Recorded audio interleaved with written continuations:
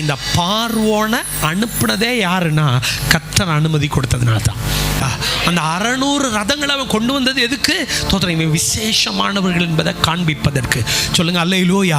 ஆனா இன்னைக்கு கர்த்தர் உங்களை அந்த 600 ரதத்தை நீ பார்ப்ப, ஆனா இனி அந்த 600 ரதமோ வேலை செய்யாது. ஏன்னா உனக்கு விரோதமாய் உருவாக்கப்படுகிற அத்தனை ஆயுதமா அல்லேலூயா, உன்னை அழிக்கிறதுக்கு உருவாக்கப்பட்டு வந்து கொண்டிருக்கிற அத்தனை ஆயுதமும் கண்களுக்கு முன்பதாக அல்லேலூயா அதை அழித்து அப்படியே விழுகிறத நீ பார்க்க போற. பார்வோனின் சேனை என்னை பின்தொடர்ந்தாலும்